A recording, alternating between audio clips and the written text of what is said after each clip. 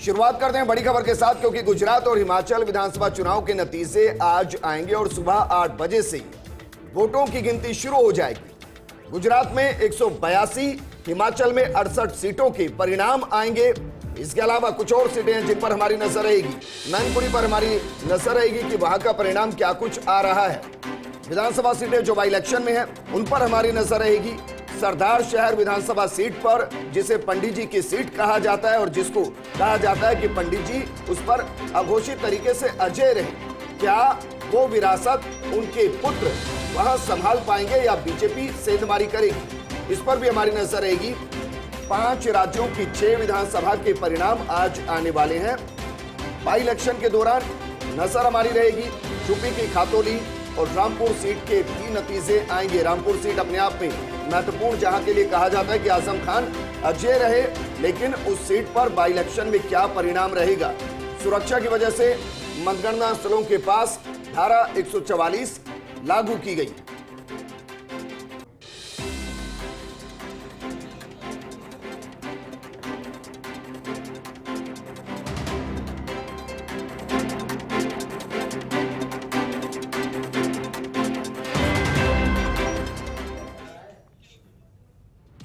लेकिन शुरुआत करते हैं गुजरात के साथ। सबसे पहले आपको गुजरात की वो हॉट सीटें दिखाते हैं दीपिका जी, जिन पर सबका फोकस है, जहां से दिग्गजों की प्रतिष्ठा दांव पर लगी हुई है, जहां के लिए कहा जा सकता है कि सीट हारने का मतलब है गुजरात की पॉलिटिक्स में खुद को एक तरीके से एक्सपायरी डेट के साथ वीआरएस से ले लेना जी। शुरुआत करते हैं गुजरात की घाटलोदिया सीट से। दरअसल इस सीट से गुजरात के 2 सीएम बने हैं अभी तक।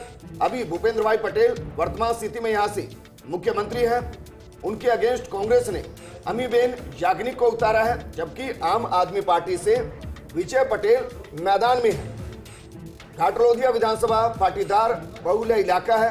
2012 में सरखे सीट के डिलिमिटेशन के बाद घाटलोदिया सीट बनी थी, यानी कि 2012 में यह सीट बनी और पिछले 2 बार से बीजेपी का यहां से दबदबा है। 2012 में पूर्व सीएम आनंदीबेन पटेल चुनावी मैदान में उतरी थी। आनंदीबेन पटेल ने 1,54,000 वोटों के साथ चुनाव को जीता था। आनंदीबेन पटेल साल 2016 तक इस सीट से विधायक रही। 2017 चुनाव से पहले आनंदीबेन पटेल को बतौर मुख्यमंत्री हटाया गया था। 2017 में आनंदीबेन के करीबी भूपेंद्र पटेल को बीजेपी ने टिकट दिया था और भूपेंद्र पटेल ने 1,17,000 वोटों के अंतर से जीत दर्ज की थी। एक बार फिर से बीजेपी ने भूपेंद्र भाई पटेल को मैदान में उतारा है। इसको सीएम सीट भी कह सकते हैं।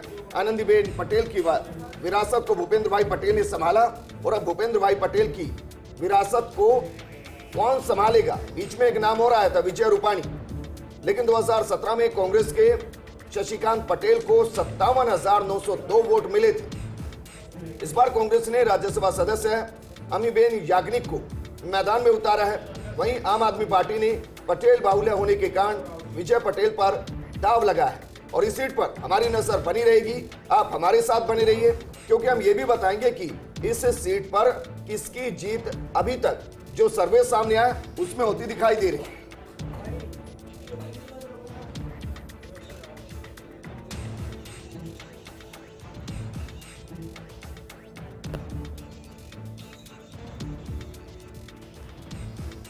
दूसरी सीट का जिक्र करते हैं। दूसरी सीट है गुजरात से मजूरा सीट। मजूरा सीट दरअसल बीजेपी प्रत्याशी गुजरात के गृह मंत्री हर्ष संघवी की सीट कह सकते हैं। वो यहां से मैदान में है। वर्तमान में गुजरात सरकार के अंदर हर्ष संघवी गृह मंत्री हैं। उनके अगेंस्ट कांग्रेस ने बलवंत जैन को मैदान में उतारा, जबकि आम आदमी पार्टी से पीवीएस शर्मा मैदान में है। 2017 के विधानसभा चुनाव में बीजेपी ने इस सीट से जीत दर्ज की थी। बीजेपी उम्मीदवार हर्ष सिंघवी ने कांग्रेस के अशोक कोठारी को शिकस्त दी और इस बार कांग्रेस ने अपने प्रत्याशी को यहां बदल दिया। हर्ष सिंघवी को 1,16,000 से ज्यादा वोट मिले थे। अशोक कोठारी को करीब 31,000 वोट हासिल हुए थे। 2012 के चुनाव की अगर बात कर ली जाए तो बीजेपी के हर्ष संघवी ने ही जीत दर्ज की थी, यानी कि बीते 10 सालों से हर्ष संघवी यहां से विधायक हैं। आम आदमी पार्टी ने पीवीएस शर्मा को उम्मीदवार बनाया था।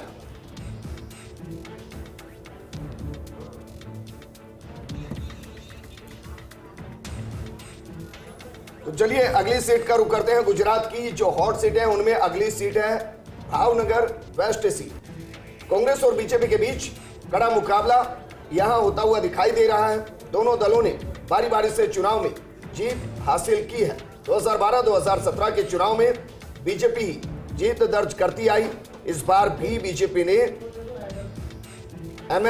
सिटिंग एमएलए जीतू वाघानी को मैदान में उतारा है, जबकि कांग्रेस ने किशोर सिंह, कुंभजी गोहिल और आम आदमी पार्टी ने राजू सोलंकी पर दांव लगाया है।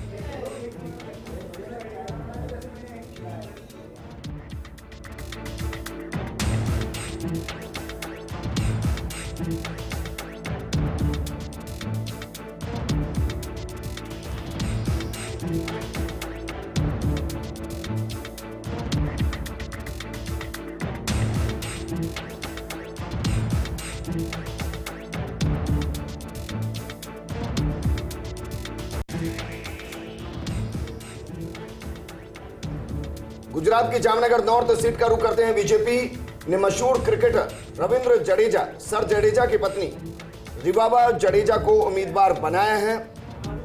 रविंद्र जडेजा ने भी अपनी पत्नी के पक्ष में चुनाव प्रचार किया था। हालांकि इस दौरान टी शर्ट को लेकर काफी सवाल हुए थे, क्योंकि इंडियन टी शर्ट को लेकर सवाल हुआ था कि क्या वाकई में विधानसभा चुनाव के अंदर इस तरीके से उस टी शर्ट का इस्तेमाल हो सकता है। हालांकि बाद में बीसीसीआई के कहने पर उस टी शर्ट को हटा दिया गया था। लेकिन रिवाबा जडेजा ने 3 साल पहले ही बीजेपी ज्वाइन की है।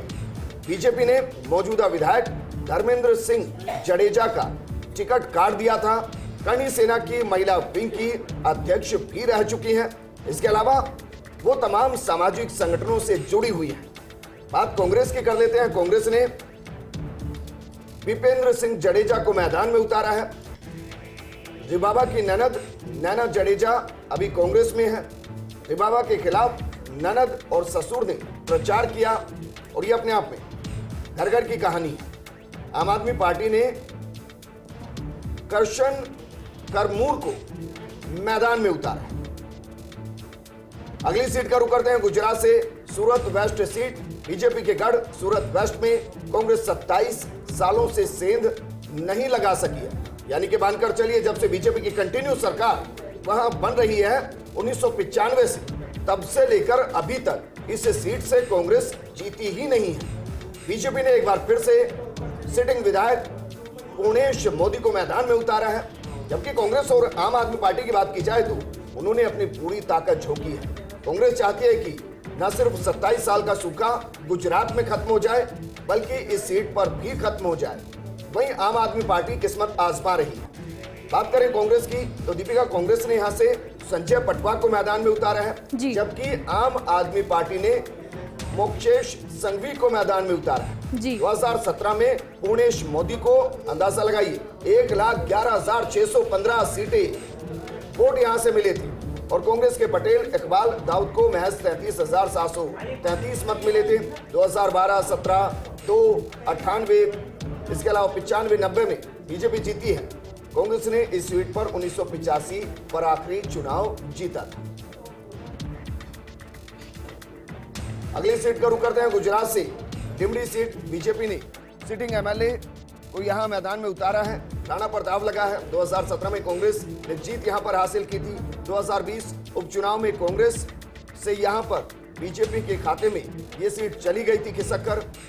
इस दौरान कांग्रेस के खाचर यहां पर पराजित हो गए थे। 2012 में कांग्रेस के सोम भाई ने जीत दर्ज की थी। अब कांग्रेस ने कल्पना बेन और आम आदमी पार्टी ने मयूर साकरिया पर दाव लगाया। अगली सीट का रुख करते हैं। दीपिका, एक बार तेजी से हॉट सीटों को कवर कर लेते हैं। गुजरात की कंबालिया सीट बीजेपी के बड़े गढ़ के रूप में यह सीट जानी जाती है। इस सीट पर बीजेपी अकेले 22 साल से लगातार चुनाव जीत रही है।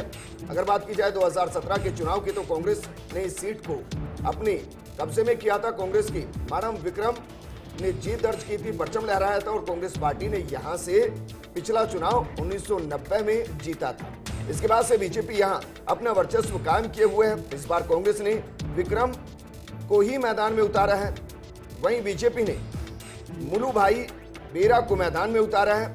आपके सीएम कैंडिडेट ईशुदान गढ़वी इसी सीट से प्रत्याशी और इस पर हमारी नजर बनी रहेगी। इस सीट की खास बात यह है कि जनता ने निर्दलीय प्रत्याशियों को भी खूब भरोसा जताया है। 1985, 1980, 1975, 1972 के चुनाव में लगातार निर्दलीय यहां से जीते। आम आदमी पार्टी का सीएम कैंडिडेट इस बार यहां से मैदान में है। गुजरात के कटारगाम सीट का रुख करते हैं। 2017 में बीजेपी प्रत्याशी विनोद मोडिया ने जीत यहां से हासिल की थी। कांग्रेस के प्रत्याशी को करीब 80,000 वोटों से हराया गया था। भूपेश पटेल सरकार में शहरी विकास मंत्री थे विनोद मोडिया। इस बार मैदान में है। कांग्रेस और आम आदमी पार्टी लगातार इस सीट पर नजर बनाए हुए हैं। अगली सीट गुजरात की जसदण सीट, राजकोट जिले की जगदण सीट अहम सीटों में से एक मानी जाती है। पिछले चुनाव में बीजेपी कांग्रेस के ही बीच यह मुकाबला रहा था। अगर बात की जाए, इस बार आम आदमी पार्टी भी पूरी ताकत के साथ मैदान में है। बीजेपी 2018 के उपचुनाव को छोड़कर कभी भी यहां नहीं जीती।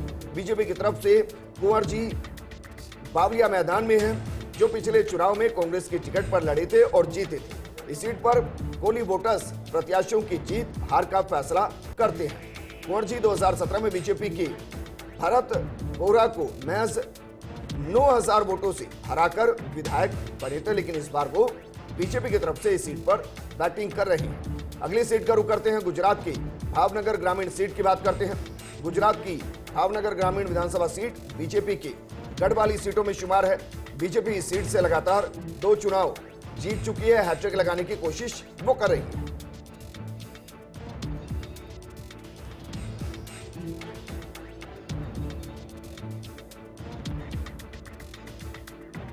और हम आपको जमीनी हकीकत दिखाते हैं। हमारे साथ शिमला से मेरे सहयोगी शिवेंद्र जुड़ चुके हैं, जबकि उदयपुर की बात की जाए तो गांधीनगर से मेरे सहयोगी रवि जुड़ चुके हैं और सरदार शहर से लक्ष्मण राघव जुड़ चुके हैं।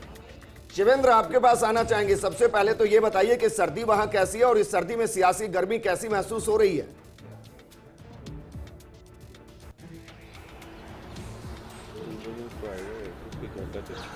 देखिए, सर्दी बहुत तगड़ी है विजेंद्र। अभी जब मैं आपसे बात कर रहा हूं तो 1 डिग्री के आसपास शिमला का टेम्परेचर है और अभी तक शिमला के बाजारों में, शिमला की सड़कों पर बहुत ज्यादा लोगों ने निकलना शुरू नहीं किया है।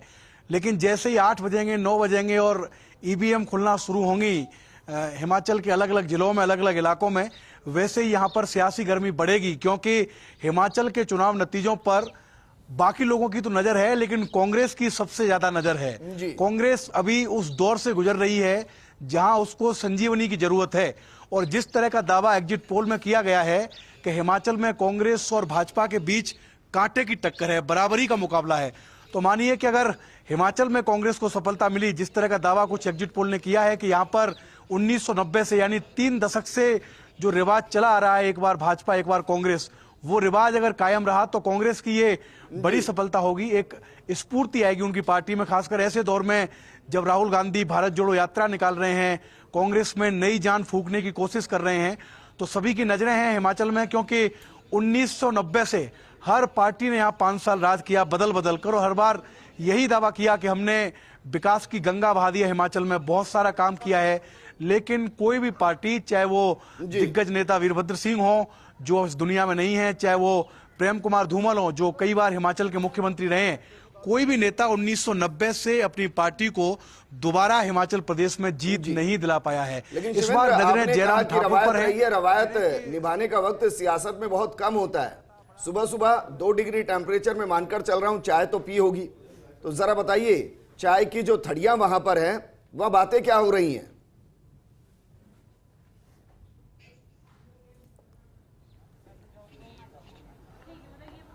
देखिए विजेंद्र, अभी जितना मैं निकला हूं आसपास बहुत ज्यादा लोग अभी सड़कों पर नहीं है। और यहाँ जयपुर की तरह चाय जल्दी नहीं मिलती, क्योंकि शिमला में लोग लेट उठते हैं, सर्दी का मौसम होता है, तो 8-9 बजे से यहाँ चाय की थड़ियों पर बाहर होगी और उसी समय बातचीत होगी कि आज जो नतीजे आने वाले हैं हिमाचल के, उसमें क्या जयराम ठाकुर वो करिश्मा कर। ठीक है शिवेंद्र, वापस आएंगे। तब तक तो मुझे लग रहा है कि चाय की थड़ियों से पहले आप ही वहां रुझान दिखाने शुरू कर देंगे। गांधीनगर का रुख कर लेते हैं। मेरे सहयोगी रवि वहां से बने हुए हैं। रवि, गांधीनगर की सुबह आपको किस तरीके की दिखाई दे रही है? सवाल मैं इसलिए कर रहा हूं क्योंकि 27 सालों से वहां चुनाव के अगले दिन और मतगणना के दिन सिर्फ बीजेपी के कमल की ही सुबह दिखाई देती है।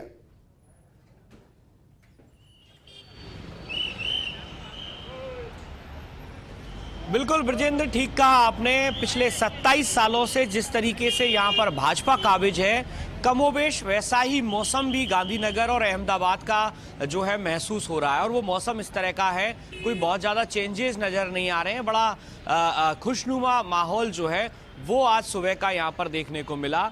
मैं अभी कॉमर्स जो गुजरात कॉलेज है, जो कि एक और सेंटर है अहमदाबाद में काउंटिंग का, उसके ठीक बाहर मौजूद हूँ। सबसे पहले तो मैं आपको यहाँ की व्यवस्थाएं दिखाता हूँ कि किस तरीके से जो सेंटर सिक्योरिटी फोर्सेस हैं, गुजरात पुलिस है और तमाम जो उनके आला अधिकारी हैं वो यहाँ पहुँच चुके हैं। कड़ी सुरक्षा के बीच में जो भी पासधारी हैं उन्हीं को काउंटिंग स्थल की ओर जाने दिया जा रहा है। जो वाहन जिनको की अलाउ किया गया है, सिर्फ उन्हीं को वहाँ जाने दिया जा रहा है। बाकी ये पूरा रोड जो है आप देखिए बैरिकेड्स लगाकर, ताकि किसी भी तरह की कोई प्रॉब्लम जो है वो काउंटिंग में ना आए, किसी तरह का व्यवधान जो है वो काउंटिंग में ना आए। तो आप देखिए एक तो किस तरीके से सुरक्षा के माकूल बंदोबस्त जो हैं वो किए गए हैं। अहमदाबाद में 3 सेंटर हैं, पूरे गुजरात में कुल 37 काउंटिंग सेंटर जो हैं वो बनाए गए हैं, जहां पर 182 सीटों के लिए, जिनका कि 2 चरणों में मतदान संपन्न हुआ, 1 दिसंबर और 5 दिसंबर को, उनके लिए यहाँ पर काउंटिंग की जानी। और जैसा देखिए चर्चा जो है, एग्जिट पोल्स जो हैं उन्होंने यहाँ पर भाजपा को बढ़त दिखाई है। हालांकि आप और कांग्रेस दोनों ने ही इस बात को निराधार बताया है कि कई बार एग्जिट पोल्स जो हैं, और खासकर 2017 का जो चुनाव है इस बात को लेकर, कल हम तस्वीरें देख रहे थे, जो कांग्रेस का दफ्तर है गुजरात के अंदर, वहां उन्होंने घड़ी लगा दी है, रिवर्स घड़ी लगा दी है, और वो कह रहे हैं कि समय बदल रहा है, कांग्रेस की सरकार आ रही है। अच्छा, वो घड़ी अभी भी चल रही है, उसको रोक दिया गया?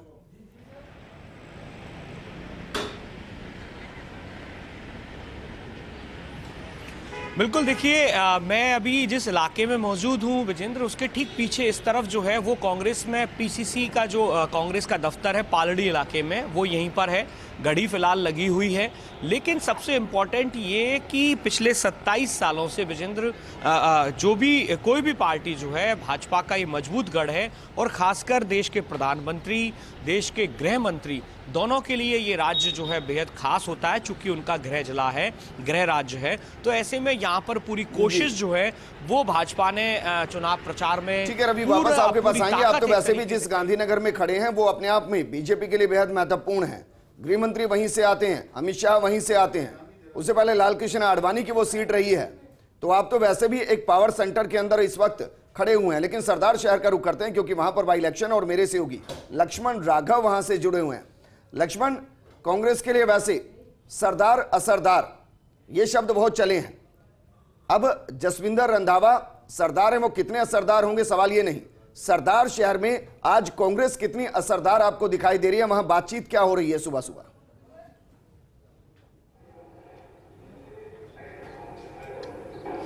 देखिए, गुड मॉर्निंग विजेंद्र। निश्चित तौर पर देखिए, जहां उपचुनाव की बात है सरदार शहर में, बड़ा सवाल यही है कि क्या दिवंगत भंवरलाल शर्मा की लेगेसी कायम रहेगी, क्या कांग्रेस की हैट्रिक बनेगी, या फिर कुछ उलटफेर होगा। हालांकि जो आकलन, रुझान, ये सब जो आ रहा है, ये साफ तौर पर ये बता रहा है कि कांग्रेस निश्चित तौर पर यहाँ पर चुनाव जीत रही है। जो राजनीतिक पंडित हैं वो ये मान के चल रहे हैं, लेकिन ये बात भी ठीक है कि आरएलपी ने यहाँ पर वोट लिए हैं। तो भाजपा में एक अजीब सी बात ये हो चली है कि नंबर 2 कौन है।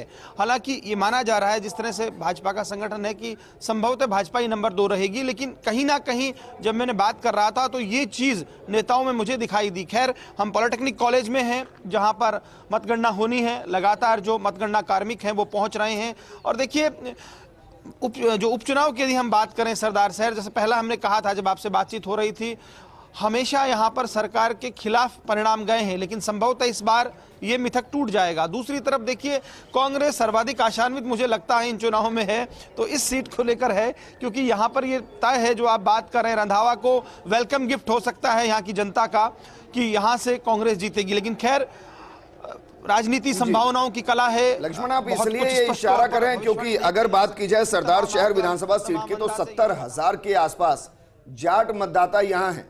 क्या इशारा आपका इस वोट बैंक की तरफ है? और दूसरा, क्योंकि सट्टे बाजार भी राजस्थान में बहुत सक्रिय होते हैं, कोई आंकलन तो आप तक आया होगा, वो आंकलन बताइए कि अगर कोई कैंडिडेट जीत रहा है तो कितने हजार वोटों से?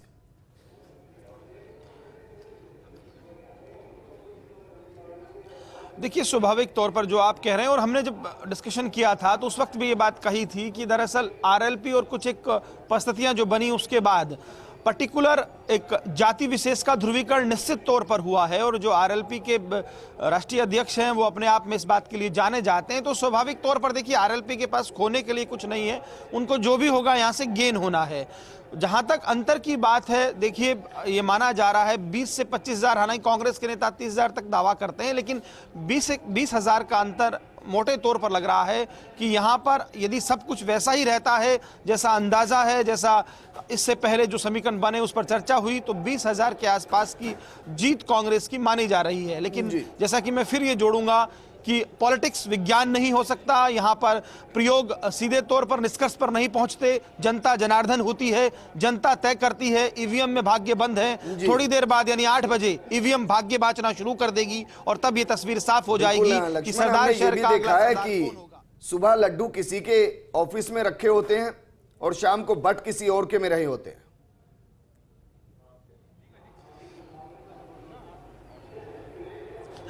बिल्कुल ठीक कह रहे हैं, लेकिन मुझे लगता नहीं कि सरदार शहर में कोई भी दल ये गलती करने जा रहा है, क्योंकि मोटे तौर पर जिस तरह का ये जिला है, और देखिए इस उपचुनाव के परिणामों को इस तरह से भी जब आएंगे तो रेखांकित किया जाएगा कि भाजपा के प्रदेशाध्यक्ष का गृह जिला है। राजेंद्र राठौड़ प्रतिपक्ष उपनेता भाजपा के इसी जिले से आते हैं। दो महत्वपूर्ण चीजें हैं जो, लेकिन दोनों तरफ मुझे लग रहा है बीजेपी के लिए कोई खुशी की बात दिख नहीं रही है। दूसरी तरफ कांग्रेस कहीं ना कहीं ये संदेश छोड़ेगी, ये बात कहेगी, और जो मुख्यमंत्री कहते रहे भाषणों में, आपने भी सुना विजेंद्र, कि सरकार ने जो काम किए हैं, जिस तरह से मैं राज्य में योजना लेकर आया हूं, बिना मांगे मैंने जो दिया है, जनता उसके साथ जाए, जनता बताए। तो अगर ऐसा हो रहा है और ऐसा ही होता है तो स्वाभाविक तौर पर मान के चलिए विजेंद्र, कांग्रेस इसे खूब बुनाएगी और कहीं ना कहीं एक लॉन्चिंग पैड कांग्रेस जो इलेक्शन से पहले, जो जनरल इलेक्शन होगा उससे पहले, इस उपचुनाव के रिजल्ट को बुनाएगी। जी।